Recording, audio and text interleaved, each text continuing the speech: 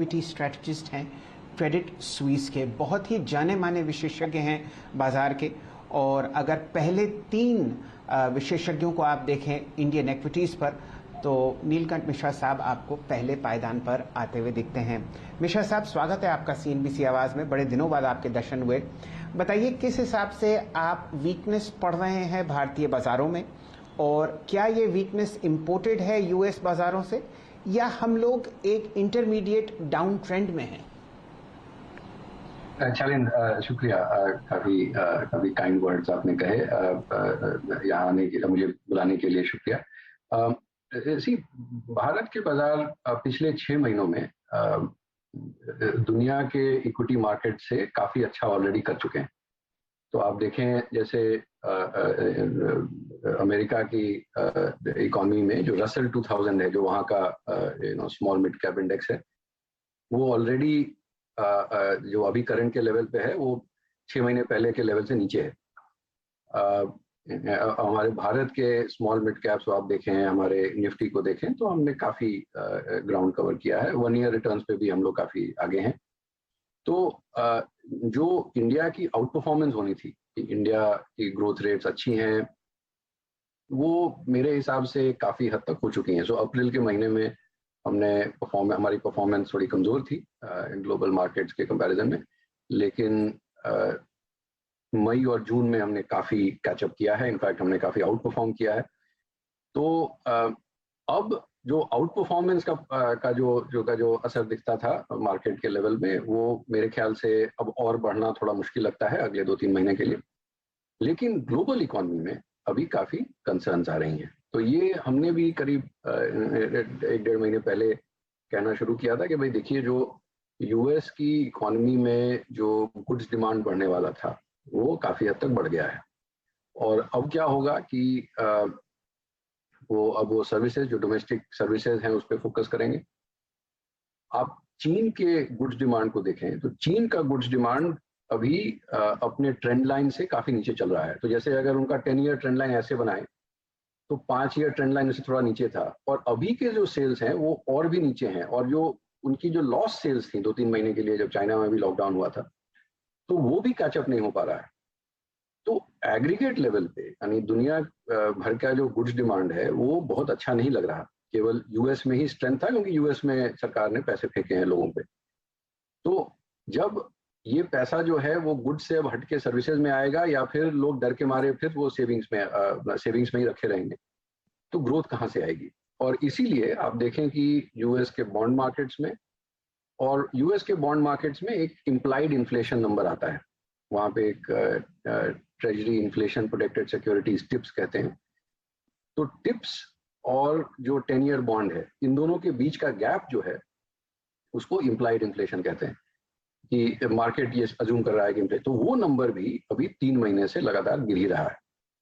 तो मुझे लगता है कि अब अगले कुछ महीनों तक दुनिया भर में ग्रोथ की कंसर्न्स आएंगी। और अभी जो डेल्टा वेरिएंट, जो जिससे भारत को कितना नुकसान पहुंचा था में, और कुछ हद तक जून में भी, और कुछ जगहों पे अभी भी चल रहा है, वो अब दुनिया भर में है। वो डेल्टा वेरिएंट जो है वो इस कारण से भी एक्चुअली ग्रोथ कंसर्न्स काफी आ गए हैं। तो अगर ग्लोबल मार्केट्स में डिस्रप्शन आता है, तो मुझे लगता है कि भारत के मार्केट में भी आएगा। और पर्टिकुलरली जो बीच में ट्रेड चल रहा था, वो ग्रोथ वर्सेस वैल्यू का, राइट, जो वैल्यू कहते हैं कि जिनका जो स्टॉक्स बहुत सस्ते थे, जैसे मेटल स्टॉक्स, ज़्यादा कमोडिटीज के स्टॉक्स, कि वो चलेंगे, और जो ग्रोथ स्टॉक्स थे जैसे इंटरनेट और कंज्यूमर, वो नहीं चलेंगे। बट आप देखें, पिछले 2 महीने से US में भी नैस्डैक जो है वो S&P 500 से अच्छा कर रहा है।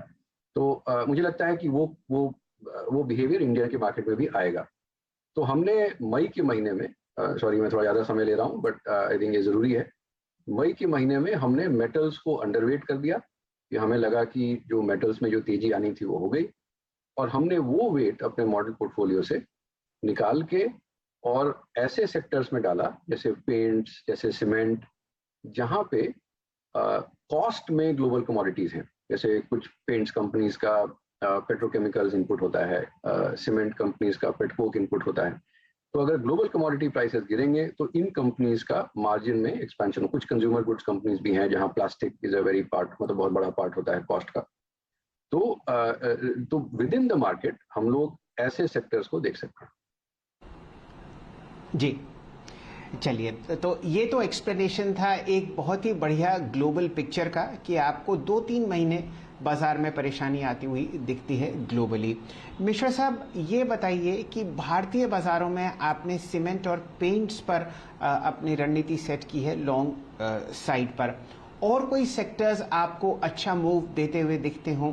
सरकार की तरफ से बहुत तगड़ी पहल हो रही है डाइवेस्टमेंट और स्ट्रैटेजिक डिसइन्वेस्टमेंट को लेकर। सरकारी स्पेसेस में आपको कोई अच्छा ग्रोथ मोमेंटम दिखता हो, या यहां से आप राय देंगे कि निवेशक परे रहें? डिसइन्वेस्टमेंट मेरे हिसाब से बहुत ही सकारात्मक कदम है, बहुत अच्छी चीज है, और मुझे लगता है कि सरकार उस पर पूरी तरह से कमिटेड है। बट उसके प्रोग्रेस, उसकी प्रोग्रेस जो है वो क्योंकि अभी वो पैंडेमिक में चीजें स्लो हो गई, इतनी अनसर्टेनिटी है कि हो सकता है ग्लोबल बिडर्स भी थोड़ा स्लो हो जाएं, तो वो कितनी जल्दी वो प्रोसेस चलेगा उस पर थोड़ा विचार करना चाहिए। हमारे सबसे बड़े ओवरवेट जो मैंने आपको सीमेंट और पेंट्स का बताया, वो इसलिए बताया कि मई में हमने उसमें थोड़ा वेट ऐड किया था, बट हमारे सबसे बड़े ओवरवेट सेक्टर्स हैं बैंक्स और इंडस्ट्रियल्स। क्योंकि मुझे लगता है कि भारत की अर्थव्यवस्था जो प्री पैंडेमिक पाथ था, जैसे मान लीजिए कि हम 6.5% पे ग्रो करते थे, तो अगर रियल टर्म्स में अगर FY20 यानी 2020 का साल जो था, 19-20 वाला साल, वो अगर 100 पे था, तो FY23, तो एक चीज हमें ध्यान में रखनी चाहिए कि अभी मार्केट FY23 की अर्निंग्स पे चलेगा, क्योंकि आप समझ लें कि 6 महीने बाद हम सब लोग FY23 में कहेंगे कि भाई क्या अर्निंग्स आ रही। तो अगर FY23 की अर्निंग्स का लिंक थोड़ा भी GDP से है, तो ये देखना जरूरी है कि हमारी आउटपुट कहाँ रहेगी, राइट। तो अगर किसी ने पैंडेमिक के पहले अगर वो चार्ट बनाया होता, तो वो अगर 100 FY20 है तो FY23 121 होता। अभी कंसेंसस FY23 के लिए 108 पे है, यानी कि करीब 10% लोअर है, राइट, 12 पॉइंट लोअर है। मेरे हिसाब से उसे 6 या 7 पॉइंट ही लोअर होना चाहिए, क्योंकि मेरे हिसाब से 5% प्री पैंडेमिक लेवल से गैप होना चाहिए, वो भी कंसेंसस 10% पे है। तो मुझे लगता है कि जब ये नंबर्स और एक्सेलरेट करेंगे, जब ये नंबर जब रिवाइज अप किया जाएगा, तो बैंक्स और इंडस्ट्रियल्स दोनों जगह पे आई थिंक काफी डर है। बैंक्स में तरह का डर होता है हमेशा, अभी केवल अभी नहीं, कि अभी के बुक में कोई प्रॉब्लम है, जो अभी जो लोन मान लीजिए 100 रुपए के लोन किसी बैंक ने दिए हैं, उनमें से कितने लोन खराब हो जाएंगे, और दूसरा है कि वो जो 100 रुपए का लोन बुक है वो 2 साल बाद, 3 साल बाद, 5 साल बाद कितना होगा। मुझे लगता है कि जो अभी के लोन बुक में प्रॉब्लम है वो थोड़ी बहुत हद तक समझ में आ गई है लोगों को। जो ग्रोथ है उसमें प्रॉब्लम आ रही है, राइट। लोगों को लग रहा है कि जब लोन ग्रोथ ही 6% है, तो जो कंसेंसस अभी 10-11% पे FY22 का लोन ग्रोथ बता रहा है और FY23 का भी 11-12%, वो आएगा कि नहीं। मुझे लगता है कि जब इकोनॉमी रिबाउंड करेगी और कर रही है, तो क्रेडिट ग्रोथ भी आएगी, और इसीलिए बैंक्स और जो बड़े बैंक्स हैं और पर्टिकुलरली जो थोड़ा कॉर्पोरेट इन्वेस्टमेंट में ज़्यादा फोकस करते हैं, और कुछ जो बड़े PSU बैंक्स हैं, तो उन सब बैंक्स में हम काफ़ी ओवरवेट हैं। और इंडस्ट्रियल्स भी, जैसे अभी डर ये है कि अगर इकोनॉमी पैंडेमिक पास यानी पोटेंशियल से 10% नीचे रहेगी, तो किसी को इन्वेस्टमेंट करने की जरूरत नहीं पड़ेगी। हमारा ये मानना है कि एक तो हम उसके काफी करीब आ रहे हैं, दूसरा जो एग्रीगेट लेवरेज है डेट इक्विटी BSE 500 का, या डेट EBITDA, या फाइनेंशियल सिस्टम में भी जो लेवरेज है वो काफी कम हो गया है। तो इसका मतलब है कि अगर किसी को एक्सपैंड करना है तो ये काफी अच्छा समय है, और उसके पहले आसार दिखने शुरू हो गए हैं कि कोई ऑयल और टेलीकॉम कंपनी जो है वो रिन्यूएबल एनर्जी में इन्वेस्ट कर रही है, कोई सीमेंट कंपनी पेंट्स में इन्वेस्ट कर रही है, कोई स्टील कंपनी पेंट्स में इन्वेस्ट कर रही है, कोई वैक्सीन बनाने वाला NBFC चालू कर रहा है। सो ये सब दिखना शुरू हो गया है। तो अगर इन्वेस्टमेंट एक्टिविटी पिकअप करती है, प्लस सरकार भी PLI स्कीम चला रही है, इलेक्ट्रॉनिक्स के अच्छा काम हो रहा है, तो मुझे लगता है कि बैंक्स और इंडस्ट्रियल्स, ये 2 सेक्टर्स में ओवरवेट रहने से ज़्यादा। ओके, नीलकंठ जी, आपने एक एक करके बहुत सारे सेक्टर्स पर टिप्पणियां करी। आपने मेटल्स पर टिप्पणियां करी, आपने बैंक्स पर टिप्पणी करी, इंडस्ट्रीज पर टिप्पणी करी।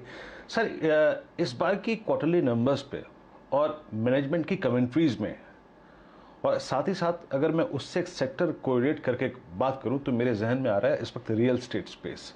स्पेशली आई मीन कुछ दिग्गज स्टॉक्स ने काफ़ी स्ट्रॉन्ग मूव दिए यहाँ पे। साउथ बेस्ड कंपनियों ने अगर आप देखें बहुत स्ट्रॉन्ग मूव दिए यहाँ पे। आज हम ACC के नंबर्स को रीड कर रहे थे, क्या स्ट्रॉन्ग नंबर्स हैं। सर, ये रियल स्टेट स्पेस पे आपकी राय क्या है? इसमें वैल्यूएशंस अगर आप देखें बहुत ख़राब हो चुके थे 2008 से लेकर 18 के बीच में। अब की बार स्पाइक एक बहुत स्ट्रॉन्ग विजिबल है। आपकी इस स्पेस पे अप्रोच क्या है? देखिए, real estate sector in general मुझे लगता है कि काफी यानी कि हाउसिंग डिमांड और हाउसिंग कंस्ट्रक्शन मेरे ख्याल से काफी अच्छा करेगा अगले 4-5 साल।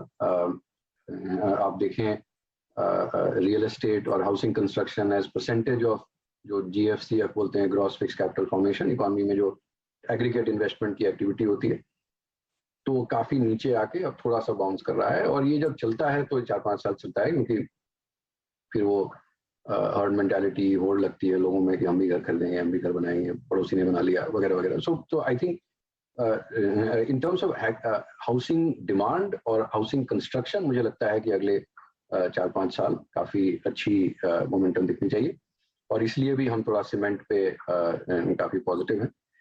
रियल एस्टेट कंपनीज का क्या है कि वो बहुत माइक्रो मार्केट पे फोकस करती हैं। सो अगर तो काफी फायदा हो सकता है, जैसे अगर इंटरेस्ट रेट लो हैं और काफी कंपनीज अब जैसे आप देखें, किसको भरोसा होता है कि मॉर्गेज रेट जो है वो 7 के नीचे आ जाएगी।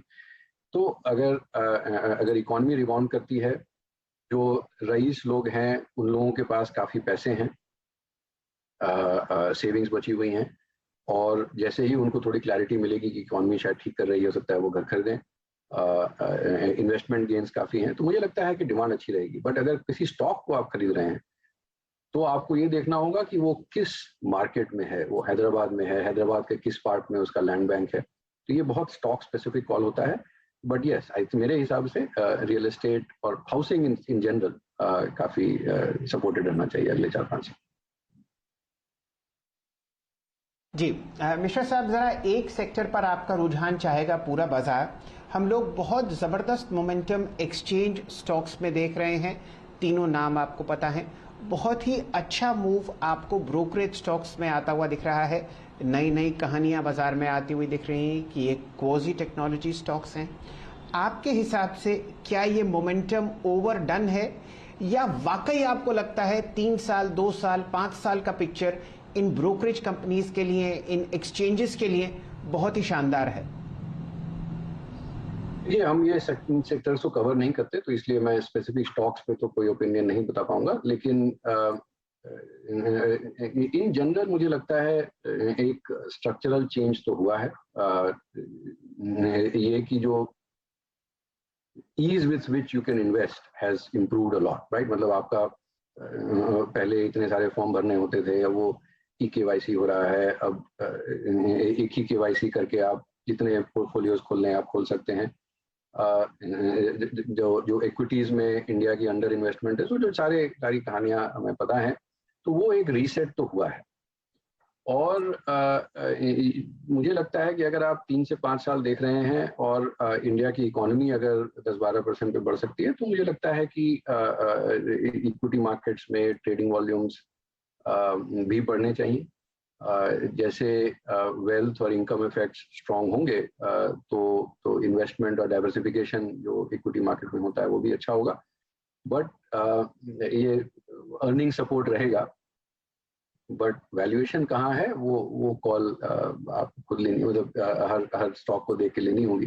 कभी कभार क्या होता है कि वो 5 साल की ग्रोथ एक ही साल में प्राइस कर लो तो बहुत बड़ी प्रॉब्लम होती है। तो फंडामेंटली मुझे लगता है कि वो सेक्टर काफी वेल सपोर्टेड है, लेकिन कुछ स्टॉक्स में काफी फ्रॉथीनेस है। चलिए मिश्रा साहब, लास्ट प्रश्न आपसे। मिड कैप आईटी इतना जबरदस्त मोमेंटम स्टॉक्स में है कि कोई 2 गुना कोई 3 गुना आपको बढ़ता हुआ दिखा, और frontline mid cap IT stocks अब लार्ज कैप आईटी स्टॉक्स का वैल्यूएशन कमांड करते हुए दिख रहे हैं। क्या यहां पर भी बबल और फ्रॉथ है, या आईटी उस पायदान पर खड़ा हुआ है जहां पर हमने 20 साल पहले .com बस्ट के बाद आईटी कंपनीज का बहुत जबरदस्त तहलका देखा था ग्लोबल मार्केट्स में? इस सेक्टर पर अपना रुझान व्यक्त कीजिए। जरूर। पहले मैं बता दूं कि आईटी सेक्टर, और क्योंकि हम लोग ज्यादातर लार्ज कैप आईटी पे ही फोकस करते हैं, because 90% of market cap BSE 500 में आईटी सर्विसेज का उन्हीं 5-6 स्टॉक्स में है, तो उन पे हम अंडरवेट हैं। और मेरा ही मानना है, तो इसमें इसी टॉप लाइन ग्रोथ अच्छी आएगी। जैसे यूएस में अगर इतनी पेंट अप डिमांड है, सेविंग्स है, लोग कंजम्पशन पे भी खर्च करेंगे, तो मुझे लगता है कि वहाँ पे अभी तक गुड्स डिमांड ओवरफ्लो कर रहा था, यानी कि बिकॉज यूएस में गुड्स डिमांड बहुत स्ट्रांग थी, तो पूरा एशिया और ग्लोबल मैन्युफैक्चरिंग सपोर्टेड थी उससे। बट जब वो अब सर्विसेज में जाएगा, तो सर्विसेज में तो लोग चाहिए, और वो सर्विसेज में इंडिया का ऑलरेडी वो पाइप बना हुआ है, तो काफी हद तक टॉप लाइन ग्रोथ अच्छी आनी चाहिए मेरे हिसाब से। कंसर्न हमारा है मार्जिन्स पे। तो आपने देखा होगा कि वो वेज ग्रोथ, मतलब साल में 2 बार वेज ग्रोथ देनी पड़ी है।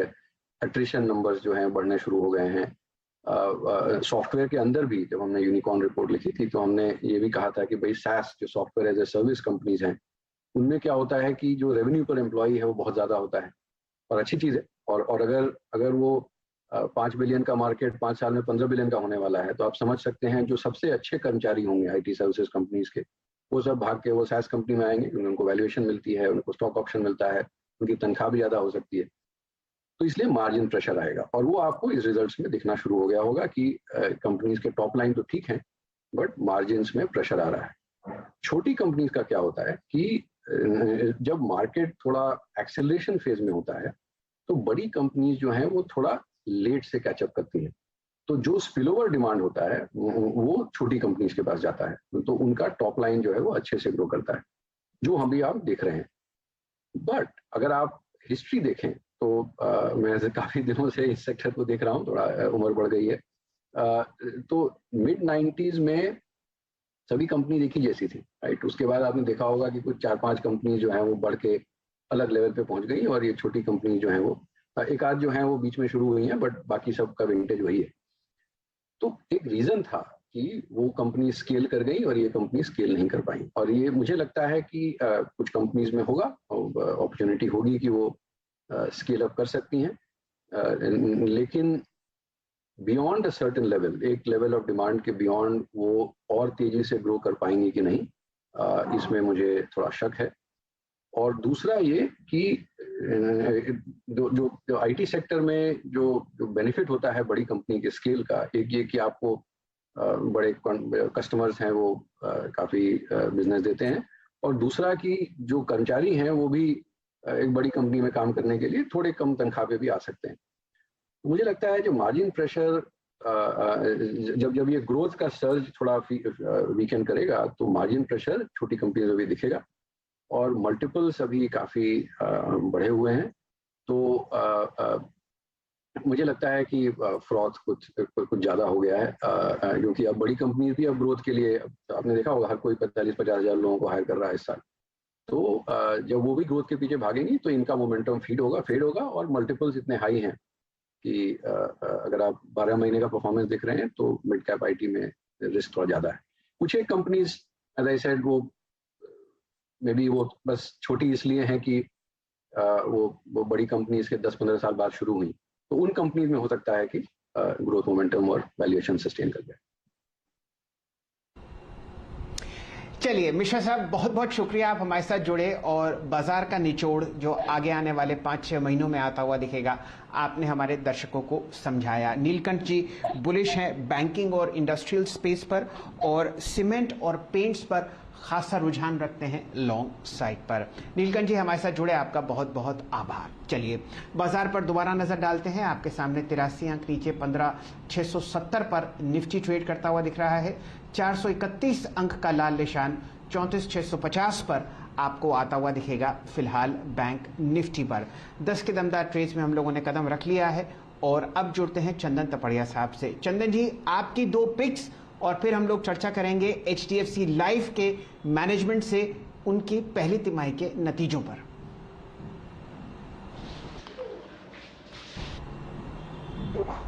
दो ट्रेडिंग आइडियाज की बात करें तो पहला ट्रेड रहेगा IEX, इंडियन एनर्जी एक्सचेंज।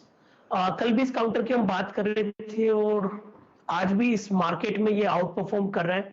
आप देखोगे जितने भी एक्सचेंजेस रिलेटेड काउंटर है जिन पे हम लगातार एक बुलिश व्यू रख रहे हैं, चाहे BSE हो, ये MCX हो या फिर IEX हो, IEX में काफी अच्छा एक पॉजिटिव सेंटीमेंट देख रहे हैं। फंडामेंटली काउंटर का स्ट्रक्चर काफी अच्छा है, तो टेक्निकल लिहाज से इमीडिएट बेसिस पे खरीदारी की 460 तक की अपसाइड बननी चाहिए।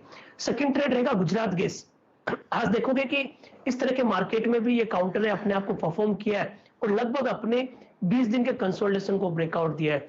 डेरिवेटिव्स डेटा सेटअप में देखोगे तो लॉन्ग का बिल्टअप यहाँ पे हुआ है, तो काफी अच्छा प्राइस सेटअप गुजरात गैस में बना है और इसलिए इस मोमेंटम को चेस करना चाहिए। ये कंसोलिडेशन ब्रेकआउट आपको मौजूदा लेवल से भी 4-5% की रैली दिखाएगा। इसके लिए 684 के स्टॉप लॉस से खरीदारी की सलाह रहेगी। 735-740 तक की अपसाइड आपको गुजरात गैस में बनने चाहिए।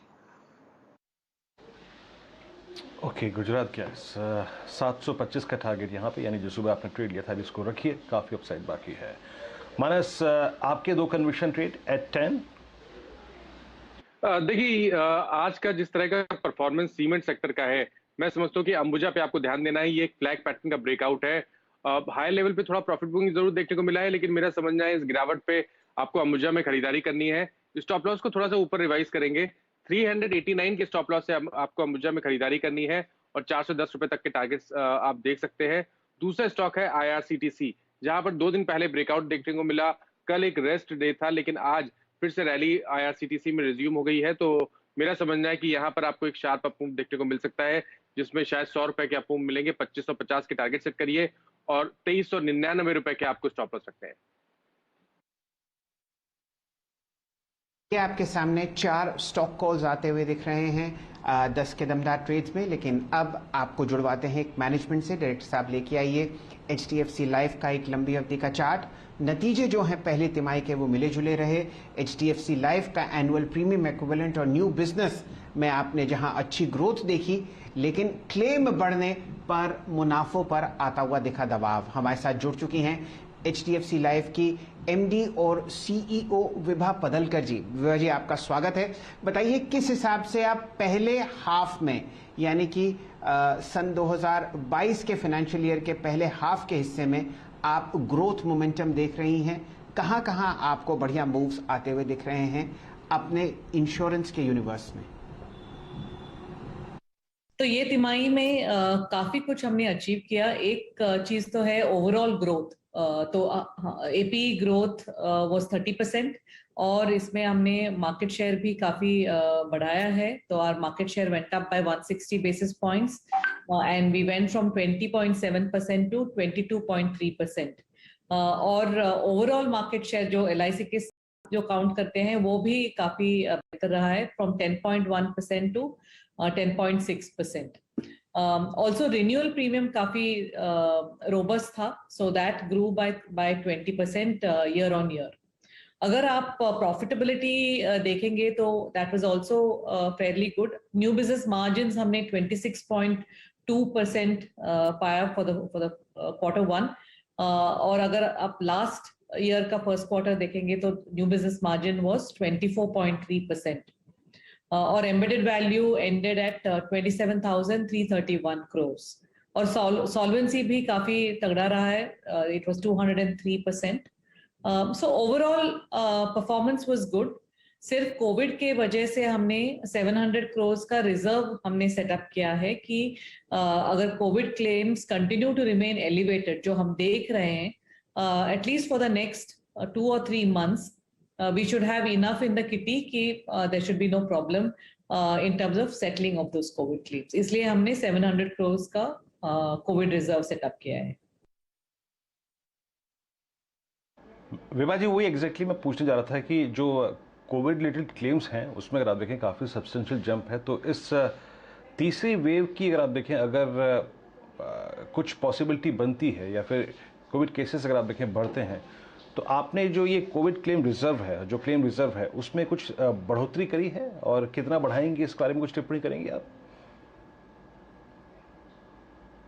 नहीं, राइट नाउ हम जो सोच रहे हैं एंड हमने जो स्टैटिस्टिकल मॉडलिंग किया है, that takes into account wave 2 and wave 2 में भी क्लेम्स हैव बीन एलिवेटेड. अगर आप वेव 2 देखेंगे versus wave 1, that itself wave 2 has been 3 times या 4 times of wave 1 versus before COVID itself, तो it is many times, लेकिन versus COVID wave 1 it has been 3x to 4x. तो वो चीज लेके हमने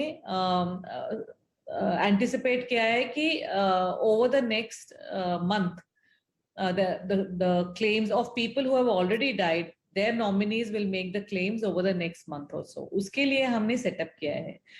Covid wave 3 will be very difficult क्योंकि अभी तो वैक्सीनेशंस चालू है. So that has to be a strain कि कोई current strain has mutated and अभी का जो vaccinated population है, that vaccine does not work on wave 3. अगर ये हो गया है in terms of situation, तो then it is really वो unknown हो जाती है. And it's very difficult to predict that and reserve for it. So right now what we are looking at is COVID wave 2.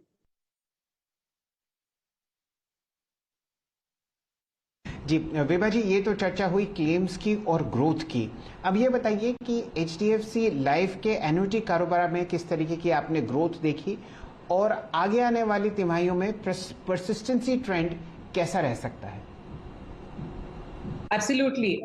So annuities did very well. Annuities grew by 61%. और हम तो काफी time से retirement as an opportunity की बात कर रहे हैं. तो this is very much in line with how it dovetails into the overall retirement strategy. और persistency, we have been very happy कि 87%, 13-month persistency has gone up from 87% to 90%. Especially against a very difficult time. So that also is something that we are very happy with and will continue to trend upwards of persistency. जी ma'am, ये जो protection कारोबार है, इसमें आगे जाके आप अगले कुछ क्वार्टर्स में कैसी ग्रोथ देख रही हैं, इस पर कुछ टिप्पणी करना चाहेंगे? Protection business right now is hovering about 8% on an individual APE basis, and that has remained fairly flat. लेकिन अगर आप देखोगे कि total protection, which includes credit life as well, then FY21 में that was about 13%. That has gone up quite significantly to 16%. So protection will continue to go up. Annuities also bases our new business premium, because annuity single premium होता है. So that has gone up from 20% in financial year of last year to 26% in the first quarter of this year. As far as your question की जो wage hike है, wage hike was very muted last year. और seniors को तो wage cut, salary cut as well as bonus cut, वो सब किया था last time because of the pandemic. And even for our employees down the line हमने half the year का wage hike दिया था एंड बोनस हाइक, बिकॉज हमारा जो ओवरऑल परफॉर्मेंस था of FY21 that was fairly good, इसलिए we recognize this and definitely to the masses we have given the usual wage hikes, लेकिन that has already been factored in. चलिए विभा जी, आपका बहुत बहुत शुक्रिया, आप हमारे साथ जुड़ी और बहुत ही जाना माना स्टॉक HDFC लाइफ आपको लाखों पोर्टफोलियोज में एक ब्लू चिप काउंटर की तरह दिखेगा. हम लोग उम्मीद करते हैं कि आपकी आने वाली तिमाहियाँ और बेहतर होंगी और बढ़िया मुनाफा और बढ़िया टॉप लाइन आप रिपोर्ट करती हुई दिखेंगी. हमारे साथ जुड़ने के लिए आपका बहुत बहुत आभार. बाजार पर वापस नजर रखते हैं. निफ्टी आपके सामने 85 अंक के लाल निशान के साथ ट्रेड कर रहा है. 15,666 और 460 अंक के लाल निशान के साथ 34,618 के आसपास आपको ट्रेड करता हुआ दिखेगा. Bank Nifty. चंदन तपड़िया साहब, मानस जायसवाल साहब और वीरेंद्र जी हमारे साथ जुड़े हुए हैं। अब टेक्निकल कॉल्स पर वापस ध्यान केंद्रित करते हैं। चंदन जी, एक ब्रेक डाउन हीरो मोटर्स पर दिन का न्यूनतम लेवल 2850, बताइए चार्ट्स पर आपको ये कैसा लगता है? जी देखिए सेल जी, इनफैक्ट सारे ऑटो कंपनीज है वहां पे शॉर्ट टर्म चार्ट में ब्रेकडाउन देखने को मिले, चाहे आप आइशर मोटर की बात करें या फिर हीरो मोटो की बात करें। इवन अशोक लीलैंड की जो स्ट्रेंथ थी वो भी यहाँ पे गायब होती हुई नजर आई है।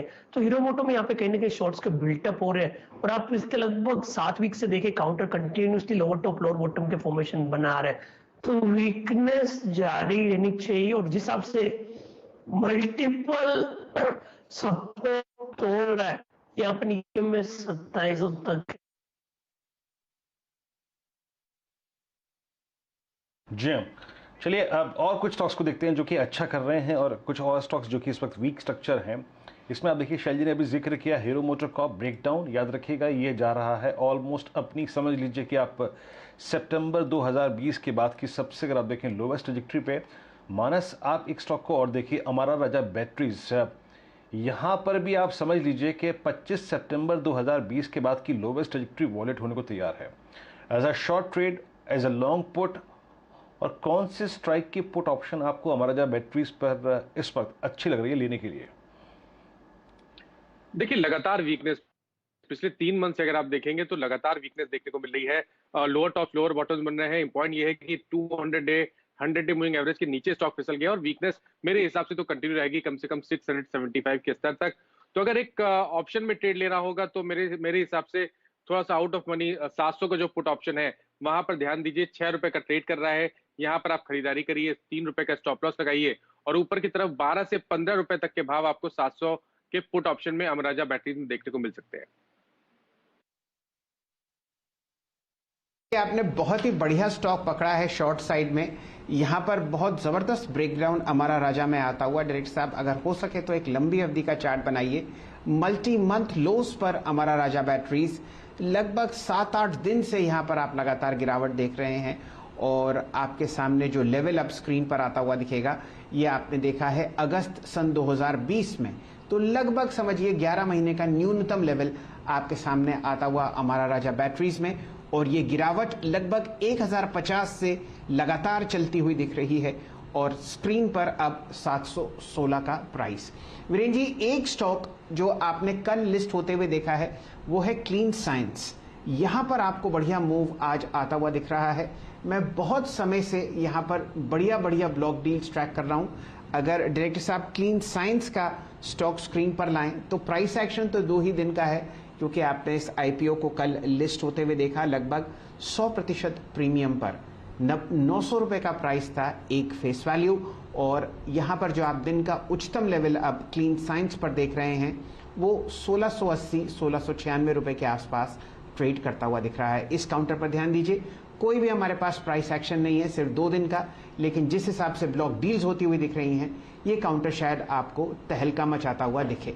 बाकी बिकवाली आपके सामने चौतरफा। टाटा स्टील दिन का न्यूनतम लेवल आपको दिखा रहा है 1234। जेएसडब्ल्यू स्टील में आप 685 का प्राइस देख रहे हैं। एल&टी फाइनेंशियल होल्डिंग्स, जो आपको कल एक सेल रूप में एचटीबीटी के रूप में गाबा जी ने दिया था, और गिरता हुआ, दिन का न्यूनतम लेवल आपके सामने 8880। वीरेंद्र जी। जी हाँ, और कुछ भी वीक स्ट्रक्चर है शैल जी, जो कि इस वक्त चोला फाइनेंस को देखिए, ये डीलों पे फ्लोट करता हुआ, और बीईएल आज थोड़ा सा वीक पड़ता। वीक क्या, अगर आप देखिए बाजार के डाउनसाइड के साथ थोड़ा सा डाउनसाइड खुल रहा है। यहाँ पर एक स्टॉक और देखिए, और वो है SRT, Shriram transport finance. Later और सुनर इसकी वीकनेस अगर आप देखें जो बढ़ती हुई, 2-3 दिन पहले अगर आप देखें इसने करीब करीब इस जोन का हाई लगाया था। मानस, आप कैसे अप्रोच करेंगे इस स्टॉक को? आपने देखा मानस, इसको गार्ड करता है इसका 100 day exponential moving average from November 2020 onwards. Multiple instances पे 4 मई को, उसके बाद अगर आप देखें तो इसने 21 जून को, उसके बाद इसने 1 जुलाई को वहीं पे सपोर्ट लिया था। अगर वो जोन वॉलेट होता है एसआरटी पे तो आपका टेक क्या होगा, और या फिर प्रीएम्प्ट करते हुए कोई पुट ऑप्शन आप लेना चाहेंगे यहाँ पर? मैं थोड़ा और इंतजार करूंगा वीरेंद्र जी, क्योंकि जो आपने बताया है, जो मेंशन किया है 100 डे मूविंग एवरेज, वो बहुत ही स्ट्रांग सपोर्ट है। जो तब तो इसलिए 1350 के नीचे निकलेगा तो ही यहाँ पर एक शॉर्ट कॉल लेना है, अदरवाइज आप अपनी पोजीशन में बने रहिए। 1349 का स्टॉप लॉस रखिए, लेकिन ये जरूर है कि अगर 1350 के स्तर ब्रेक होंगे तो वहां पर मीनिंगफुल करेक्शन देखने को मिलेगा और 1225 तक के स्तर देखने को मिल सकते हैं। इसलिए जो भी बिकवाली करनी है वो 1350 के लेवल्स के बाद ही करनी है। फिलहाल आपके सामने बाजार एक हल्के से डाउन ट्रेंड में जाता हुआ दिख रहा है। और देख लेते हैं कौन कौन से इंडिसेस आपको लाल निशान में ट्रेड करते हुए दिखेंगे। आज बिकवाली चौतरफा है। निफ्टी के एफएमसीजी को अगर आप परे रखें तो आपके सबसे ज़्यादा बिकवाली आपको आती हुई दिख रही है निफ्टी के रियल्टी इंडेक्स में। ये आपको ट्रेड करता हुआ दिखेगा 1.2% नीचे 394। मेटल्स में काफ़ी बिकवाली 2.25% नीचे आपको निफ्टी का मेटल्स इंडेक्स दिखेगा 5203 पर। निफ्टी बैंक 1.25% नीचे 34630। और आपके सामने फिलहाल small cap, mid cap, PSU banks सब में लगभग 1% के आसपास गिरावट आती हुई दिख रही है। कौन कौन से काउंटर्स हैं जहां पर ज़्यादा आपको सेलिंग प्रेशर दिख रहा है? अब भारतीय एयरटेल दिन के न्यूनतम लेवल 527। आपके सामने काफ़ी बिकवाली टाटा पावर, मन्नापुरम फाइनेंस और खासकर कैन बैंक पर आती हुई दिख रही है। इसके साथ साथ आरबीएल बैंक भी दिन के न्यूनतम लेवल 204.90 पर चलता हुआ दिख रहा है। वीरेंद्र जी, कल कमाई के अड्डे में हम लोगों ने एक शॉर्ट ऑप्शन ट्रैक किया था बैंक निफ्टी पर। वो था 34,800 की पुट। वो आपको खरीदने की राय 122 से 138 रुपए के बीच में दी गई थी। डायरेक्टर साहब, अगर आप बैंक निफ्टी की 22 जुलाई की पुट लेके आए 34,800 का, तो उसका प्राइस अब 290 रुपए के आसपास आता हुआ दिख रहा है स्क्रीन पर। तो लगभग आप समझिए 100 से ज़्यादा प्रतिशत आपने रिटर्न कमाया है। और अगर आप दिन का हाई देखें तो आपकी आंखें चौंधिया जाएंगी। ये हाई था 405 रुपए। तो 138, 122 की चीज़ जो आपने कल कमाई के अड्डे में बैंक निफ्टी के पुट्स द्वारा पकड़ी गई, वो आपको सिर्फ और सिर्फ एक रात के दायरे में 405 रुपए तक जाती हुई दिखी। अभी भी 100% से ज़्यादा रिटर्न यहाँ पर आपको दिखेगा। वीरेंद्र जी। जी हाँ शैल जी, कुछ और स्ट्रक्चर्स जो कि वीक पड़ते हुए बैंक निफ्टी अगर आप देखें 34,605 पे डीलो पर। ब्रिटानिया आपकी स्क्रीन पर आप देखें थोड़ा सा और नीचे खिसकता हुआ। The weakest structure among the entire FMCG space. Amara Raja batteries अब और खिसक गया है नीचे आपकी स्क्रीन पर 707 एट डे लो। और आज का कॉन्फिडेंस था निफ्टी में 15,740, उसका तो पूरे दिन दीदार ही नहीं हुआ। आप ये समझ लीजिए बस नीचे की तरफ निफ्टी पर एक लेवल का ध्यान रखिएगा और वो है 15,640। इस सीरीज का मल्टीपल लो रेंज वही है 15,640 और वही आज का लो भी है। एक स्टॉक जिसे कहते हैं the baking the trend, pi industries 3310। लग रहा है कि निफ्टी और बाजार से इसको कोई सरोकार ही नहीं है। माना जी, चलते चलते इस पर भी टिप्पणी कर दीजिए। पीआई इंडस्ट्रीज आपकी स्क्रीन पर। देखिए, आपने नहीं लिया है तब तो फिर देर हो चुकी है, लेकिन कल एक ब्रेकआउट देखने को मिला और कल ही एक बहुत ही बढ़िया मूव देखने को मिला था। आज कंटिन्यूएशन पैटर्न है। केवल इतना बोलूंगा कि अगर किसी के पास पोजीशन है तो आप बिल्कुल बने रहिए। अपना जो स्टॉप लॉस है वो रिवाइज करके 3225 कर ले और ऊपर की तरफ करीब करीब 3500 रुपए की टारगेट आपको पीआई इंडस्ट्रीज में 1 से 2 दिनों में देखने को मिल सकते हैं।